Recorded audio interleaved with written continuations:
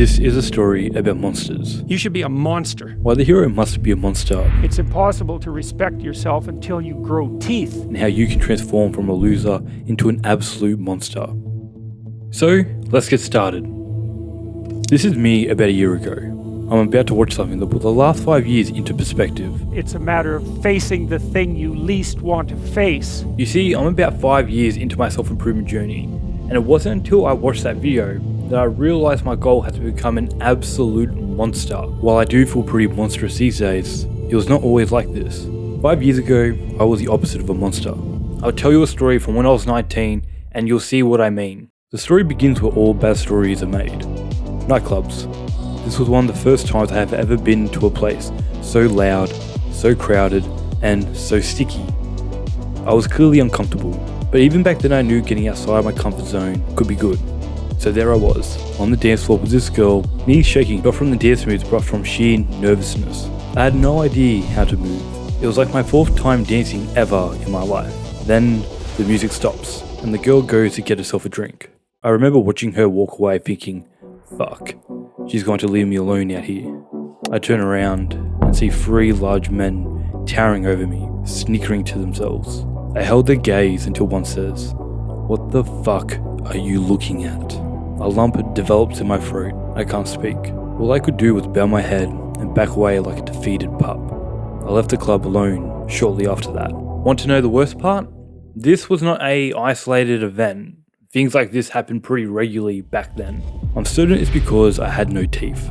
I was a puppy in the lion's den. I could not do anything, and they knew that, and so people just didn't respect me. At that time in my life, I didn't respect me. I was afraid of being vulnerable and getting hurt, so I rarely put myself out there. When I did, well, I got hurt. That served as a reminder to how much of a loser I thought I was. A year later, I decided I'm not going to be a loser for the rest of my life. I'm going to win. I already had discipline, productivity, procrastination, self-motivation, and working hard under control. But it was time to improve my weaknesses. It was time to become an absolute monster. Think about any story. At its core, there are a few basic elements. There's a hero and a goal. Separating them are obstacles. Think about what it takes to achieve your goal. JP likes to use Harry Potter as an example because it was a worldwide phenomenon. Team Harry are fighting against the thing you cannot speak of. They are fighting against evil itself. They'll break the rules, descend into the place no one wants to look, and confront the thing everyone else is too scared to see. As the story progresses, we learn why Harry can talk to snakes. He has been touched by evil. He has a monster inside of him. Some other stories actually make this more explicit. Naruto, the hero of one of the most popular animes ever, has a caged beast within him, and unless properly controlled, will cause devastation everywhere. The hero of the best story ever written, One Piece, has eaten a devil fruit. There is literally a devil inside of him.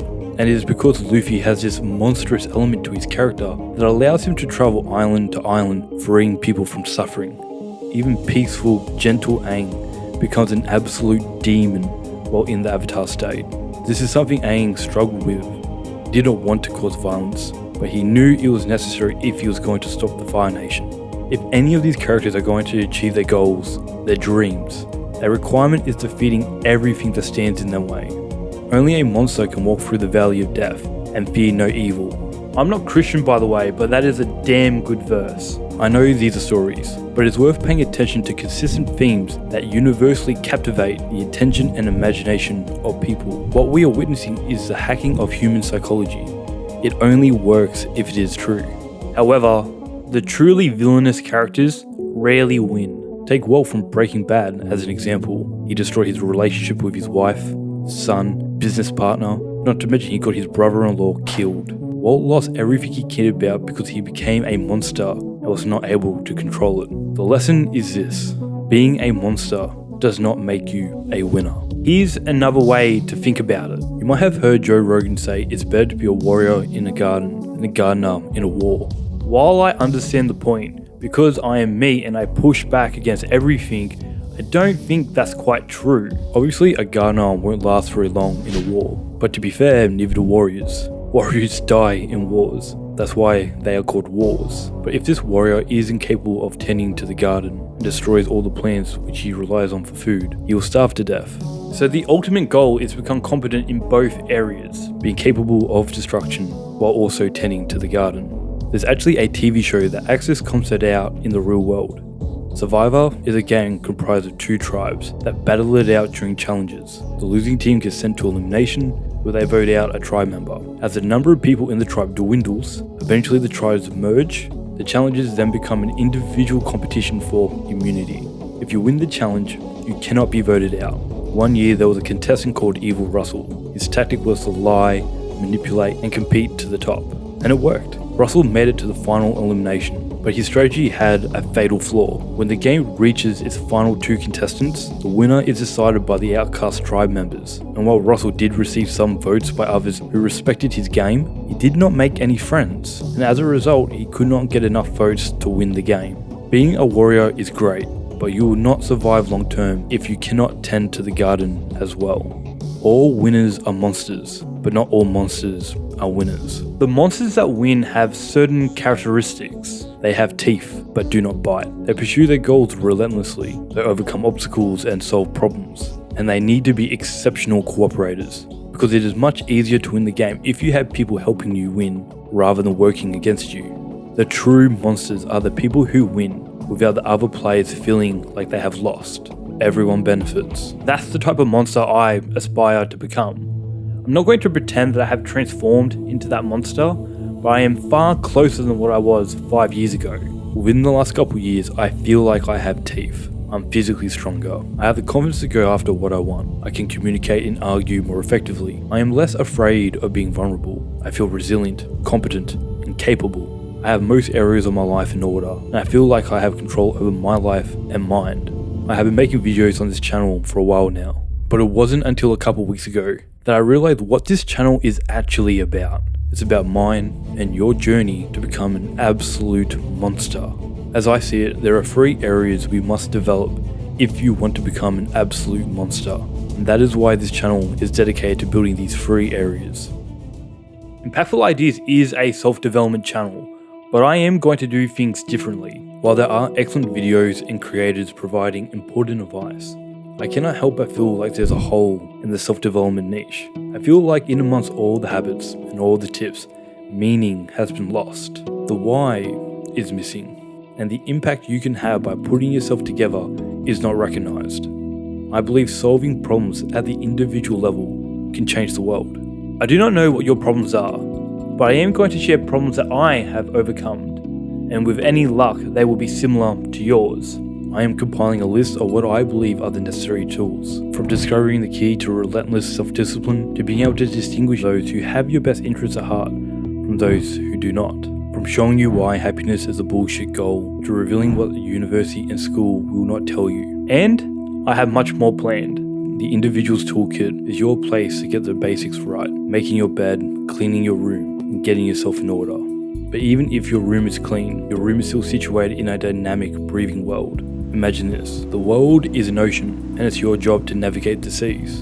But the ocean is scary, the water is turbulent, and there are beasts hiding in the depths. With only a canoe and a paddle, you do not stand a chance. You'll be pushed around at the ocean's will until you inevitably sink. And then, you will never reach your destination. I know that sounds extreme, but you and I are a very small part of a very complicated world, and there are reasons why we traverse the seas with massive ships and not canoes. So consider this. Instead of imagining the world as an ocean, imagine the state of the ocean is the perception you have about the world. If you think the world is nothing but rough seas that you have no control over, how are you ever going to take responsibility for yourself? The truth is, no one fully comprehends the world with all of its nuances and intricacies. Back when I felt like a loser, the sea was rough and it was nihilistic. That's not the place you want to be in. What changed was I started to stare into the darkness so I could see the light. By that I mean I began learning about how the world actually works. I realized storms are frequent, but the natural state of the ocean is pretty calm. As JP says, we're made to walk uphill. That's why the icon of this channel is a mountain. We all have mountains to climb. Do you know who gets to the top of the mountain? That's right, monsters. In order to get there, the monster or hero needs to solve problems. But here's the issue. In order to solve the problem, you need to understand the problem.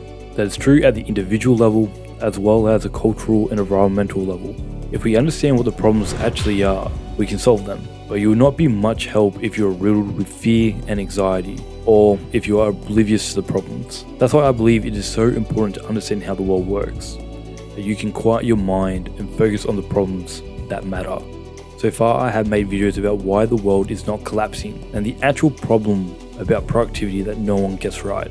But there is one more thing. As you learn more about the world, you will be presented with another problem. You are wrong about almost everything.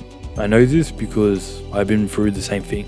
It always baffles me how confident some people can be about things they know nothing about. So our third job is to destroy misconceptions. One of the channels that I respect and admire is Veritasium, mostly because of Derek. He did his PhD in physics, but more specifically teaching physics. He found the best way to teach is to first start with misconceptions, and I absolutely believe that is true. However, this relies on the person's willingness to let go of their opinion. This is, as we have seen from the culture wars of today, a hard thing to ask someone to do. C.G.P. Gray has a great analogy for it. Imagine what you think is correct are these bits of paper. Together we put them to the test. Let's say my paper was correct and yours wasn't. The rational thing for you to do is replace your piece of paper with mine, because now you won't be stupid. But people don't do this. They hang on to their papers for dear life. JP has an entire lecture series about this called Maps of Meaning that is definitely worth checking out. So it might be an uphill battle, but I'm still going to try to destroy misconceptions and test out these bits of paper. That, my friend, is how we will become absolute monsters. Get yourself in order, understand the world, and destroy misconceptions. I believe if we can do that, then anything is possible. So this is Impactful Ideas, the place for aspiring monsters. My name is Josh, and I'll see you in the next video.